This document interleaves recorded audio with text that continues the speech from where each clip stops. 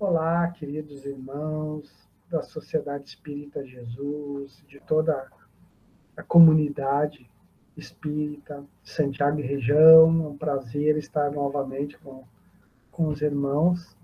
Uma alegria estarmos reunidos novamente nesse ambiente virtual para falar um pouquinho de doutrina espírita, de evangelho, à luz da doutrina espírita, que é sempre um prazer, uma alegria dividir com os irmãos esses momentos. Como é de praxe, né, vamos convidar a todos para acompanhar mentalmente uma prece de abertura. Pai amado, te agradecemos a oportunidade bendita que nos oferece de estarmos aqui, encarnados, aprendendo e também tendo a singela oportunidade de compartilhar doutrina espírita, evangelho e espiritualidade. Que possamos seguir juntos, amparados pelo alto, guiados pelos benfeitores, sob a égide e a liderança luminosa de Jesus. Gratos pela oportunidade recebida, pedimos a permissão de darmos por aberto nossa conversa singela de hoje. Que assim seja. Então, mais uma vez, minha saudação aos queridos irmãos. E, segundo a solicitação do Departamento Doutrinário da Sociedade Espírita Jesus, nos cabe hoje conversar sobre o livro Vinha de Luz. Para mim, ele está aparecendo invertido, mas acho que para vocês ele vai estar certinho. Né? Obra da coleção Fonte Viva, né? Que compõe dos livros Vinha de Luz, Fonte Viva, Caminho, Verdade e Vida, Pão Nosso e Ceifa de Luz. Né? São coletâneas de textos psicografados pelo médium Francisco Cândido Xavier e ditado pelo seu benfeitor Emmanuel, originalmente publicados, né, no mais antigo periódico espírita em atividade, o Reformador, revista da Nossa Fé, e posteriormente organizados, compilados nesses fascículos. A gente gosta muito de trabalhar neles, assim, são muito úteis essas obras, tanto para o Evangelho no Lar, né? Terminada essa nossa conversa, eu tenho o meu Evangelho no Lar, hoje é dia do meu Evangelho no Lar, e a gente utiliza, né, os livros dessa coleção. Também para reuniões doutrinárias, temas, né, das nossas reuniões doutrinárias, também como leitura preparatória em atividades de harmonização, de preparação do ambiente. Então, é uma obra excelente. E nos cabe hoje comentar mais precisamente o capítulo 132 do livro Vinha de Luz, que tem como título Vigilância. É um comentário que Emmanuel vai fazer sobre um versículo do Evangelho de Mateus. Vigiai, pois, porque não sabeis a que hora virá o vosso Senhor. Jesus que está dizendo isso, né? E se encontra no Evangelho de Mateus, versículo 24, capítulo 24, versículo 42. E começa o benfeitor Emmanuel comentando: ninguém alegue o título de aprendiz de Jesus para furtar-se ao serviço ativo na luta do bem contra o mal, da luz contra a sombra. A determinação de vigilância partiu dos próprios lábios do Mestre Divino. Como é possível preservar algum patrimônio precioso sem vigiá-lo atentamente? O homem de consciência retilínea, em todas as épocas, será obrigado a participar do esforço de conservação, dilatação e defesa do bem. É verdade indiscutível que marchamos todos para a fraternidade universal, para a realização concreta dos ensinamentos cristãos. Todavia, enquanto não atingirmos a época em que o Evangelho se materializará na Terra, não será justo entregar ao mal, à desordem ou à perturbação a parte de serviço que nos compete. Para defender-se de intempéries e rigores climáticos, o homem edificou o lar e vestiu-se convenientemente. Semelhante lei de preservação vigora em toda a esfera de trabalho no mundo. As coletividades exigem instituições que lhes garantam o bem-estar e o trabalho digno, sem aflições de cativeiro. As nações requerem casas e princípios nobilitantes em que se refugie contra tormentas da ignorância ou da agressividade, do desespero ou da decadência.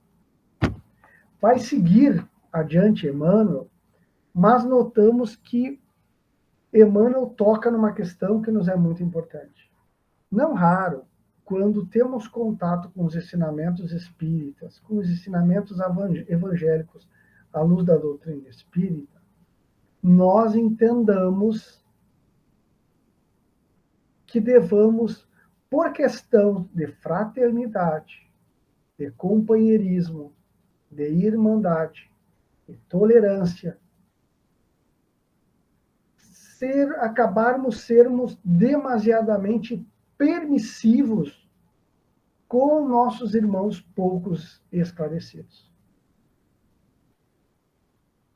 Que a caridade e o respeito ao livre-arbítrio desses irmãos entendam que lhes seja lícito fazer o que quiserem contra nós e, mais ainda, contra o bem que vigora na terra, contra a semente do Evangelho, contra a luz incipiente que tenta brilhar no nosso orbe,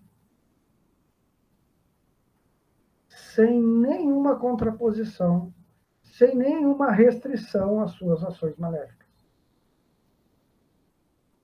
Em nenhum momento a doutrina espírita disse isso.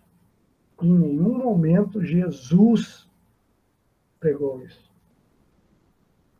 Um episódio claro em que nós vemos essa postura de Jesus é o episódio da expulsão dos vendilhões do templo, em que Jesus tem uma ação firme, enérgica, contra uma coisa, um evento, um comportamento, uma ação que ele considerou muito errada. E esse episódio é tão forte, é tão marcante, que ele é narrado pelos 4 evangelistas. Os 4 evangelhos aparece esse episódio. Vamos pegar o de João, que apresenta-se bastante completo. João capítulo 2, versículos 14 a 17. Encontrou no templo os que vendiam bois, ovelhas e pombas, e também os cambistas sentados. E tendo feito um azorrague de cordéis, expulsou a todos do templo, as ovelhas e os bois. Derramou pelo chão o dinheiro dos cambistas e virou as mesas. E disse aos que vendiam pombas: tirai daqui estas coisas. Não façais da casa de meu pai uma casa de negócios. Então se lembraram de seus discípulos, de que está escrito: o zelo de tua casa me devorará. Esse episódio, que eu estou lendo uma tradução do Espírito de Carlos Torres Pastorino, do livro Sabedoria do Evangelho, volume 1. Normalmente, quando nós vemos nos filmes, né, esse episódio, ele sempre aparece nas representações, nas dramatizações que envolvem Jesus. E esse episódio, assim, ó, aos católicos e às igrejas protestantes reformadas, ele cai muito bem, assim. Mas para nós espíritas, ela soa um pouco estranho, principalmente porque nessas representações, que é feita filmes, minisséries, peças de teatro, até mesmo artes, pinturas, nós vemos a representação de um Jesus colérico, um Jesus assim, ó, furioso, que vai agir de forma violenta contra esses irmãos ignorantes que faziam do Templo de Jerusalém um comércio. Então aparece o Jesus chicoteando todo mundo, né, quebrando tudo, e voando, quebrando gaiolas e voando galinhas para tudo quanto que é lá. Não existiam nem galinhas lá naquela época. O texto é claro, eram pombos as aves que tinham lá. Né? Mas um Jesus colérico. Em nenhum momento o texto fala isso. Nós vemos um Jesus constatando um desvio grave no Templo de Jerusalém, onde os judeus iam cumprir seus ritos obrigatórios com o Templo de Jerusalém, e naquela época eles faziam sacrifícios de animais. E ali tinham vendedores, né, e cambistas, né, que pagavam uma porcentagem aos sacerdotes, aos escribas, aos doutores da lei, né, para comercializarem ali. Então, se tu ia sacrificar uma pomba, né, a pomba que tu trazia de casa, o sacerdote colocava um defeito técnico e tu tinha que comprar daqueles vendedores, que cobravam um ágio, que cobravam muito caro, aquela pombinha que não tinha mancha, que tinha a cor certa, o tamanho certo para o sacrifício. A mesma coisa com cordeiros, a mesma coisa com bois. As ofertas em dinheiro não era aceito. O dracma romano, o dracma grego, que circulava bastante ainda naquela época, fruto das conquistas 200 anos antes de Alexandre o Grande, que espalha para aquela região a cultura grega e também a moeda grega, dracma. Né? E também, 70 anos antes de Cristo, foram conquistados posteriormente por romanos, e ali o denário, o dinheiro romano chamado denário, em algumas traduções aparece a palavra dinheiro, né, que vem dessa palavra. A palavra dinheiro vem de denário, que era uma moeda romana. O denário e a dracma não era aceita no Templo de Jerusalém. Só se aceitava o ciclo, que nem era moeda, era uma medida de peso, em barra, né, em metal, normalmente ouro, prata, em alguns períodos históricos, cobre. Mas ali era ouro e prata. Então tu tinha que trocar denário ou a dracma por ciclos. E aí ali tinham cambistas que cobravam um ágio, um valor absurdo, e repassavam seus lucros exorbitantes para os sacerdotes, para a cúpula ali do Sinédrio que administrava o Templo de Jerusalém. Era uma ação criminosa de comércio. E Jesus se indigna com aquilo de forma legítima e tem uma ação enérgica. Imaginemos assim Jesus dizendo assim: não, na casa de meu pai não pode acontecer isso. E vai desmanchando as mesas, pegando as mesas, desmanchando, pega, faz tipo um chicotezinho, trançando, um rebenquezinho, né? E gira no ar e vai enxotando os animais, sem sequer feri-lo. Não diz em nenhum momento que ele chicoteia os animais e muito menos as pessoas. Mas, da mesma forma que alguém que lida, faz um som especial e movimenta esse chicote, esse rebenque, esse relho, e enxota os animais dali, né? Jesus assim o fez, desmanchando aquela cúpula, aquele grupo ali de corruptores, demonstrando que em nenhum momento podemos ser tolerantes, permissivos, coniventes com qualquer tipo de desvio, de comércio, de corrupção dentro das entidades religiosas. O ensinamento foi dado, ficou bem claro. Sem violência, sem perder a lucidez, sem perder o equilíbrio emocional. Beleza? Vigilância. Não pode deixar espíritos inferiores usarem de comércio, de corrupção dentro das instituições religiosas, dentro das escolas espirituais. Vigilância. O ensinamento foi claro. Então, o exemplo e o ensinamento Jesus já deu. E os espíritos vão nos falar disso no Livro dos Espíritos. Mais especificamente, na questão 932. É todo um capítulo, faz parte de todo um capítulo do livro 4, no capítulo 1, onde nós vemos o subtítulo Esperanças e Consolações. E no item Penas e Gozos Terrenos, Felicidade e Infelicidade Relativa. Na questão 932, Kardec pergunta aos espíritos superiores, bem assim, por que neste mundo os maus exercem geralmente maior influência sobre os bons? Olha o que Kardec pergunta. Por que? Questão 932.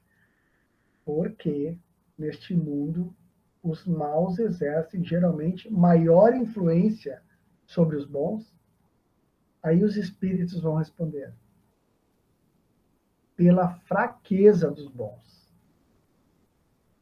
Pela fraqueza dos bons. Os maus são intrigantes e audaciosos. Os bons são tímidos. Estes, quando quiserem, assumirão a preponderância. Olha que questão interessante, né? Pela fraqueza dos bons. Os maus são intrigantes e audaciosos. O que é que os maus fazem? Não tem escrúpulos, não tem limites, não tem regras de ética, de boa convivência, princípios morais. Então, atuam dentro do seu bel prazer, da busca da obtenção dos seus objetivos, os mais vis, os mais baixos possíveis. Os bons são tímidos. E aí, essa timidez dos bons que a gente tem que entender. Porque a timidez mesmo, né, da personalidade discreta e pouco enérgica, mas também passa por uma compreensão equivocada do que é caridade, do que é respeito, do que é tolerância. Isso se refere às nossas diferenças, à diversidade de pensamento, de opiniões, de situações. Não a permissibilidade ante a ação daninha dos perversos para a coletividade. Nesse ponto, é necessária a intervenção dos bons. Educativa, porém firme.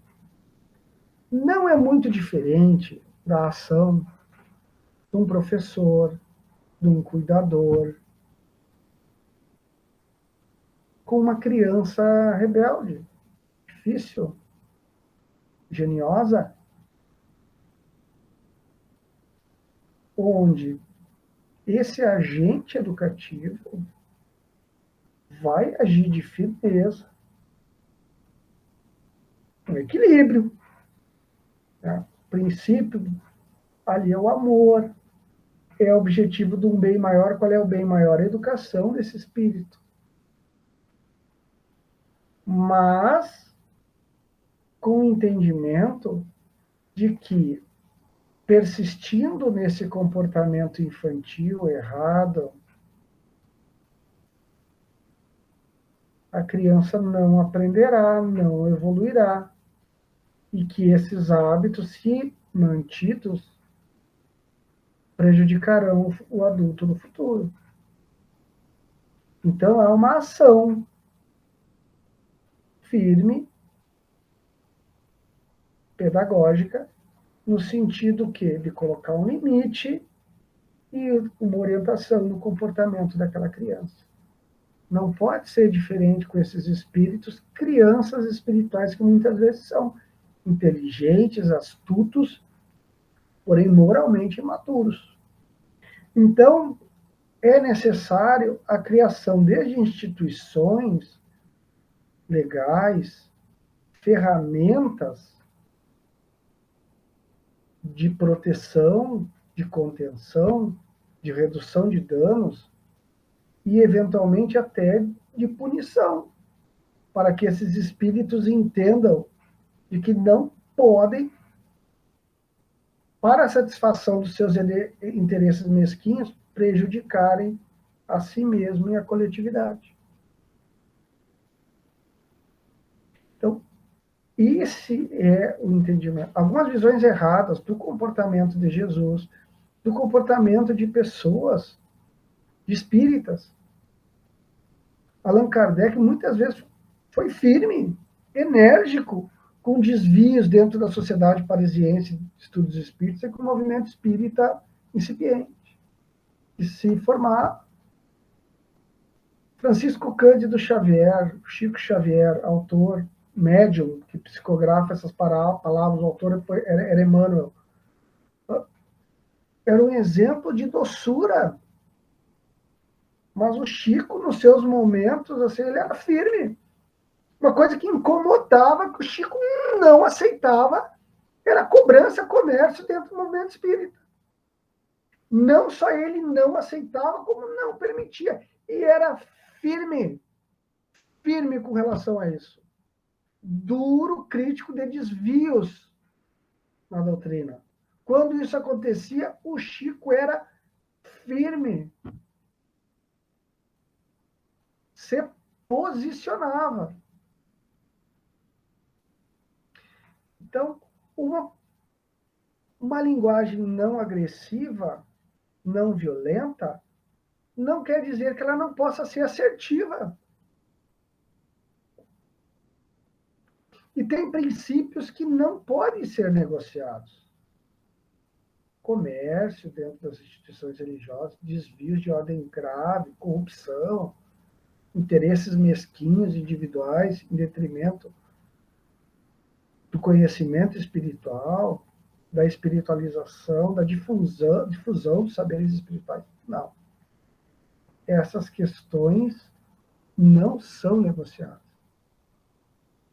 Então, há necessidade de vigilância, de restrição da ação do mal.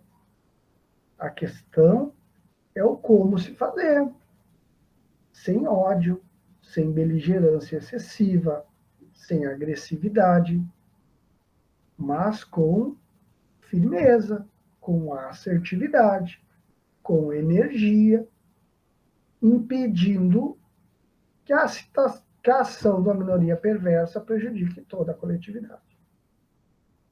No livro, na literatura mediúnica psicografada pelo próprio Chico, nós vamos ver ações de vigilância da espiritualidade. A cidade de nosso lar, ela é repleta por muros, ela fica no umbral, no livro Nosso Lar, e tem espíritos que exercem ali a função de vigilância contra a ação de entidades perversas. No livro Memórias do Suicida, psicografada pela médium Ivone do Amaral Pereira, ditada pelo espírito Camilo Cândido Botelho, nós vamos ver ali patrulhas, prisões no plano espiritual, que contém espíritos extremamente perversos, líderes de falange, temporariamente, enquanto recebem ações educativas. Então, não há, em nenhum momento, uma orientação, né, dentro da literatura espírita, uma recomendação de uma permissibilidade excessiva. Pelo contrário. A orientação é de vigilância.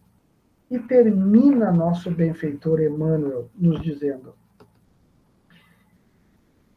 e no serviço de construção cristã do mundo futuro, é indispensável vigiar o campo que nos compete. Seja ele a nossa casa espírita, a nosso trabalho, nossa vida em sociedade. Vigilância, nos recomenda Emmanuel. E termina o nosso benfeitor. O apostolado é de Jesus. A obra pertence-lhe. Ele virá, no momento oportuno, a todos os departamentos de serviço, orientando as particularidades do ministério de purificação e sublimação da vida. Contudo, ninguém se esqueça de que o Senhor não prescinde da colaboração de sentinelas. Sejamos todos, irmãos, sentinelas de Jesus nas atividades que nos competem. Não compactuemos com o mal em nenhum momento. Não pequemos por omissão ou por equívoco dentro do entendimento errado, confundido a caridade, a tolerância com passividade excessiva e omissão.